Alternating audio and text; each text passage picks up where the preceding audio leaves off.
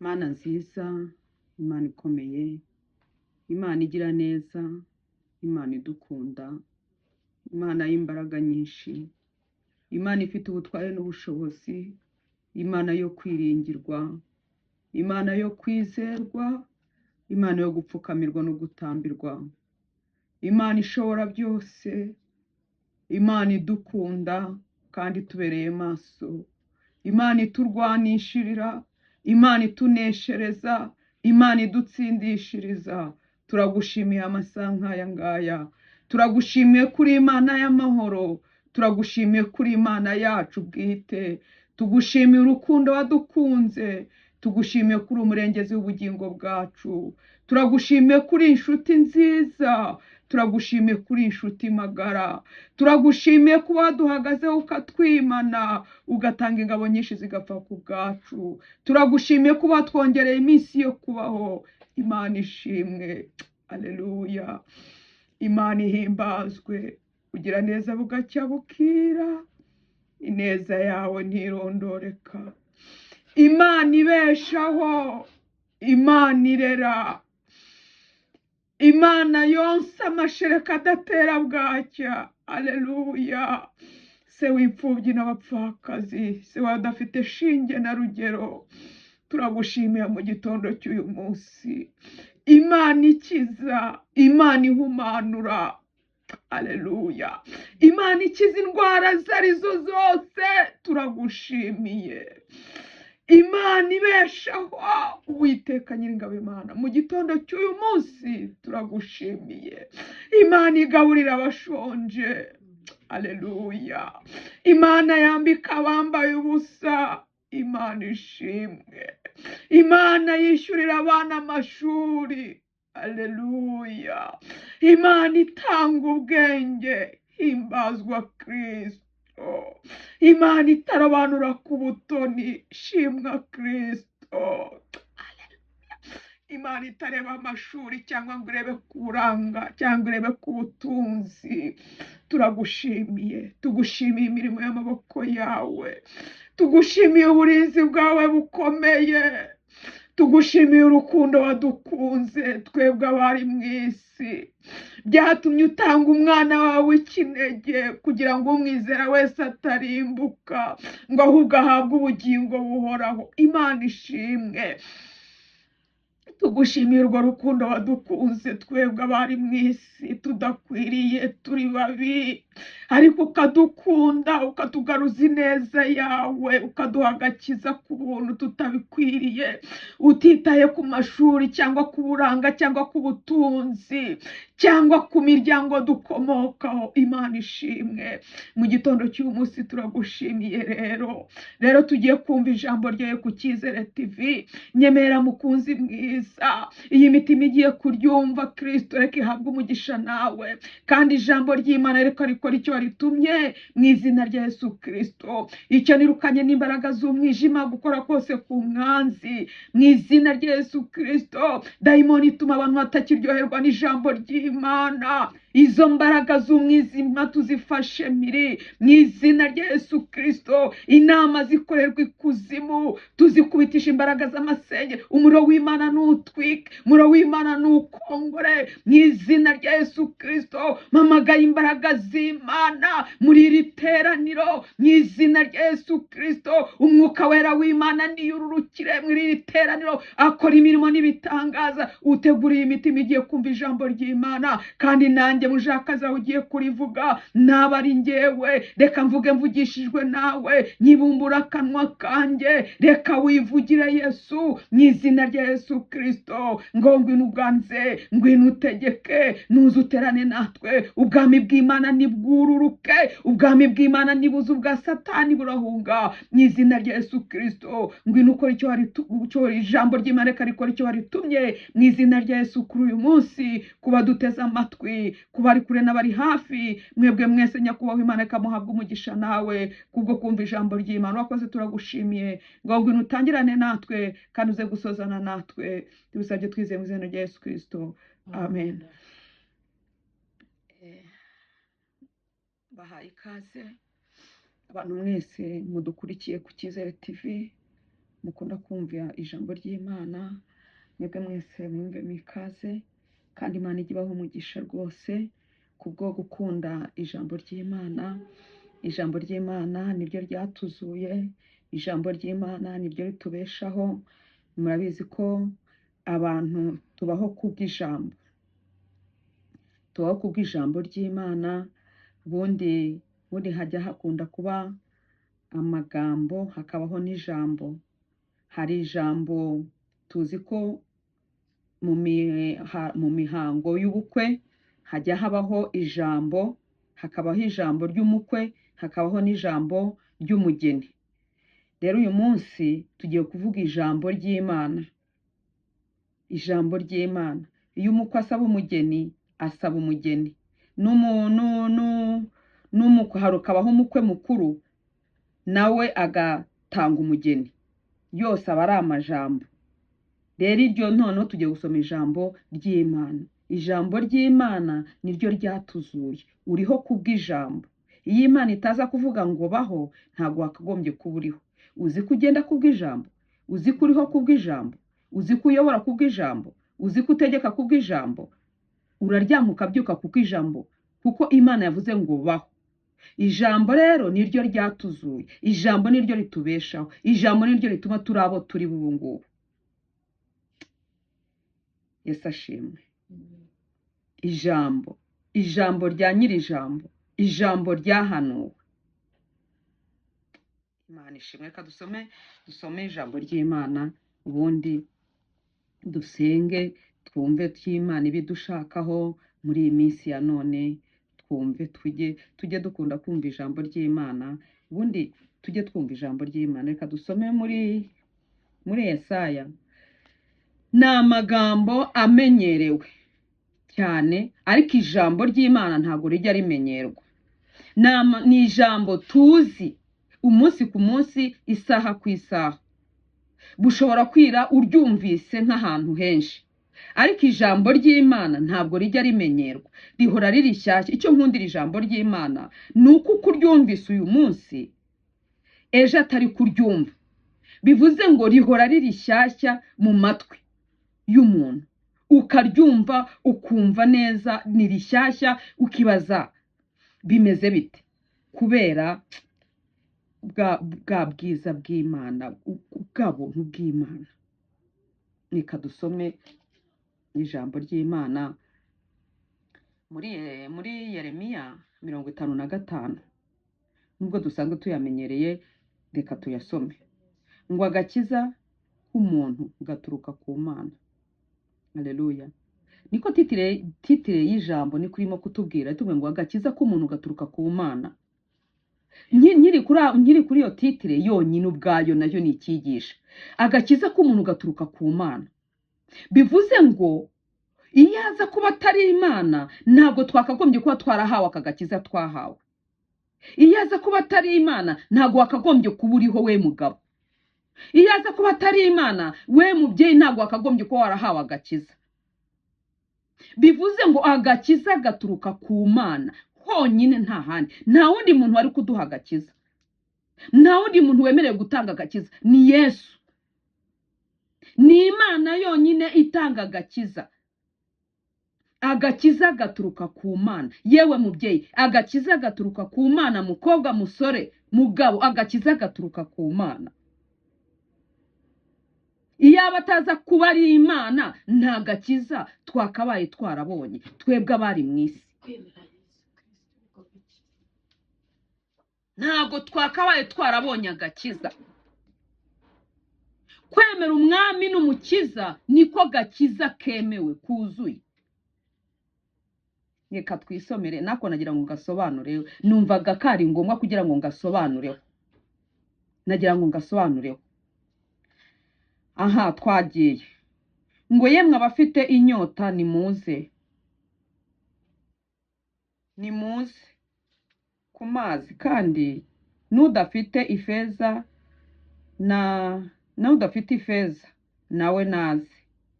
Nimuze mugure, murye. Nimuze mugure, ni vino, ni amata. mudatanze ifeza cyangwa ibindi biguzi. Ku murongo wa 2, ni iki gituma mutanga ifeza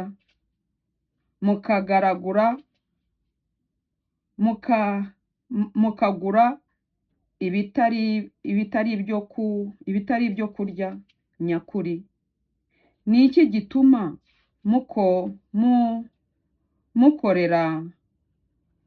munkorera ibidahaza? Mugire umwete wo kunyumvira, mubone kurya ibyiza, ubugingo bwanyu bukishimira umubyibuho. Haleluya. Ubugingo bwanyu, ako kantu mugakomereho. Ubugingo bwanyu bukishimira iki? Umubyibuho. Ku murongo wa 3, mutega amatwi muze aho ndi, munyumve, ubugingo bwanyu bubone kubaho. Nanjye nzasezerana namwe isezerano rihoraho. Haleluya.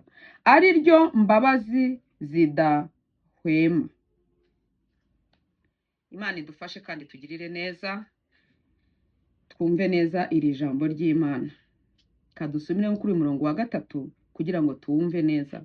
Nabasomeye guhera ku murongo wa 1 tugeze ku murongo wa 3, none tugiye gusobanura kuri uyu murongo wa 3 twumve neza. Mutega amatwi mumve. Ni mutega amatwi.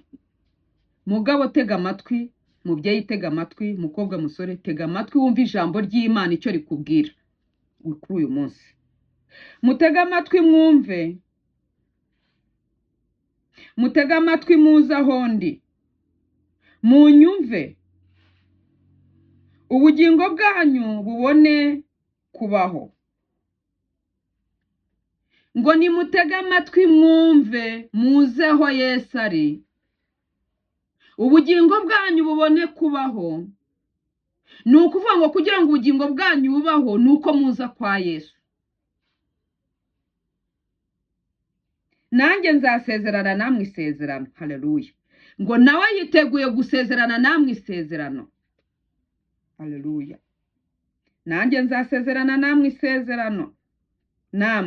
isezerano rihoraho, ari ryo mbabazi zidahwema. Ngo nawe azasezerana namwe isezerano, ari ryo mbabazi zidahwema. Haleluya. Imana ishimwe. Iri ni ijambo ry'Imana risohore mu matwi yacu twebwe turimo kuryumva, ari abarivuga ndetse n'abaduteza amatwi mutwumva umunsi ku munsi. Iyi ni Imana irimo kutubwira igirana namwe isezerano. Aha ngaha nabutangiye mbasobanura nuko agakiza gaturuka ku Mana. Hani Yesu watangaga agakiza gaturuka ku Mana. Ariko uyu murongo wa 3 niwo wanejeje cyane, niwo nshaka kugira ngo tuvugeho cyane, tutindeho cyane, kuko hari mu isezerano yasezeranyije abayizera, yasezeranyije abayikunda. Adusezerana isezerano ry'imbabazi, imbabazi ze zihoraho iteka. Adusezeranya ubugingo, adusezeranya ubugingo. Ni ukuvuga ngo kugira ngo tugire ubugingo, dutunge ubugingo buzima buri muri Kristo Yesu, ni ukuza aho ari.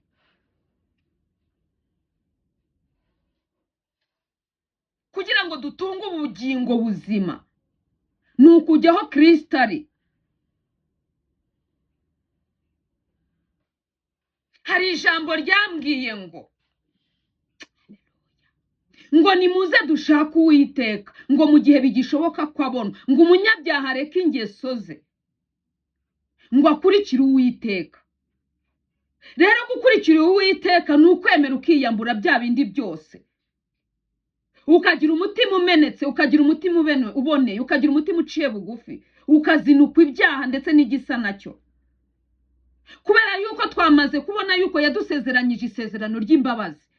Imbabazi ze zihoraho iteka ryose. Imbabazi ze ntizigira akagero, imbabazi ze ntizirondore. Kandi icyo mukundira ni uko Yesu iyo ababariye ababariye. Gutunga ubugingo buzima ngo ubugingo nibwo buzamubona.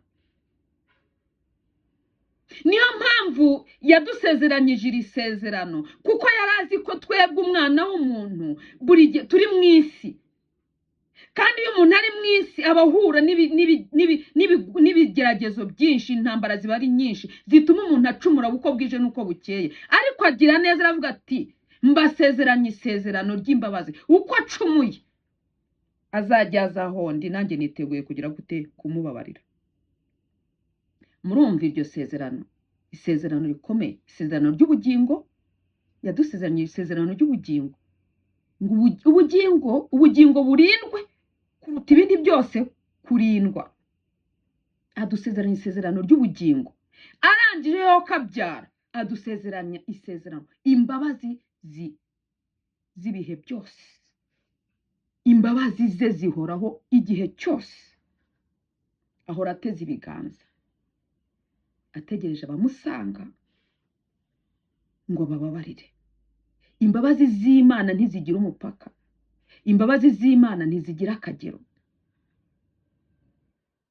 Ndakwifuriza kugira ngo wifuze guhora muri izo mbabazi, kuri izo mbabazi z'Imana. Ubugingo buzima rero nabwo, haleluya, ubugingo buzima ni bwa bugingo, kugira ngo ni kwa kundi kugira ngo ugire ubugingo buzima. Ubuzima ni kwa kwihana ibyaha, umunyabyaha ngo areke ibyaha bye, uve muri bwa busambanyi, uve muri bwa bujura, uve muri bwa burozi, kwa kwicana, kwa kugambana, ya mashyari, ya makimbirane, za nzangano z'urudaca. Kugira ngo tugire ubugingo buzima rero ni uko tuba twavuye muri ibyo ngibyo bidafite umumaro.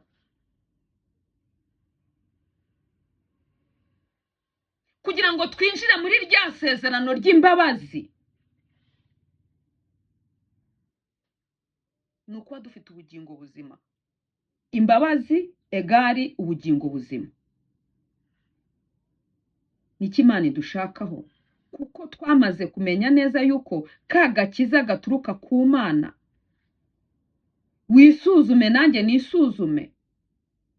Ka gakiza twahawe two kugakerensa, two gutesha agaciro ka gakiza twahawe,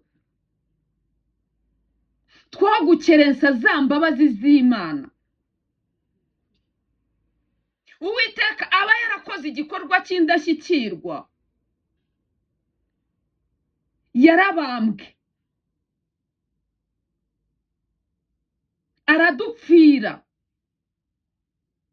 amena amaraso ku bwacu, arashenjagurwa kugira ngo ubeho nanjye mbeho, araturonka. Kugira ngo tubone kano gakiza yatakaje ibintu byinshi, yarasuzuguwe kugira ngo ubeho nanjye mbeho.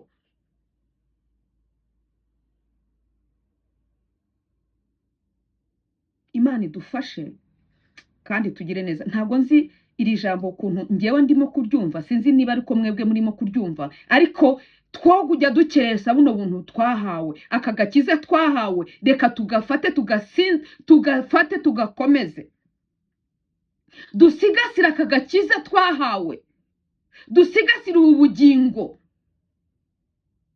n'izi mbabazi twahawe, kugira ngo Yesu najya atubone muri ayo maraso. Dusaba Imana kugira ngo Imana ijye itubonera muri izo mbabazi, tujye tureberwa muri izo mbabazi z'Imana Imana yaduhaye, muri aka gakiza Uwiteka yaduhaye. Njyewe nkanjye ubwanjye, iyo ataza kuba ari Uwiteka, ntabwo aka gakiza nakabaye narakabonye. Ishingiye ku miryango, yiza kuba ishingiye ku miryango, cyangwa igashingira ku mashuri cyangwa igashingira ku buranga, cyane ko nta nubwo nanafite. Ariko nshimira Yesu ko iyo agiye gutanga agakiza nta kintu n'iki na kimwe ajya ashingiraho, ntacyo. Nicyo nkundira Yesu. Iyo aguhamagaye araguhamagara, akaguhamagara ukuri. Uri igikara, uri inzobe, uri muremure, uri mugufi, uri munini, unanutse, ukize, udakize, arakwemera. Yarangiza kukwemera akakugabiza umurimo we, akakwemeza n'abatakwemeraga. Icyo rero nicyo nkundira Yesu, kuko Yesu yaza kuba afite ikintu na kimwe. Kuko uwabonye ko no hejuru avuze ngo n'udafite ifeza n'izahabu naze. Nuko ngo ukuri kose yuje kwa Yesu arakwemera. Hari n'irindi jambo yambwiye ngo yemwe abarushye n'abaremerewe, haleluya, ngo nimunsange ndabaruhura, ngo nimusabe muzahabwa, nimukomanga muzakingurirwa. Arongera avuga neza avuga ngo yemwe ngo nimureke abana batoya baze bansange. Haleluya, Imana ishimwe. Imana rero ingeri zose, abakuru n'abatoya, abasaza n'abakecuru, abakire n'abakene, ababyibushye n'abananutse, abirabura abazungu n'abirabura, bose iyo baje bamusanga arabakira.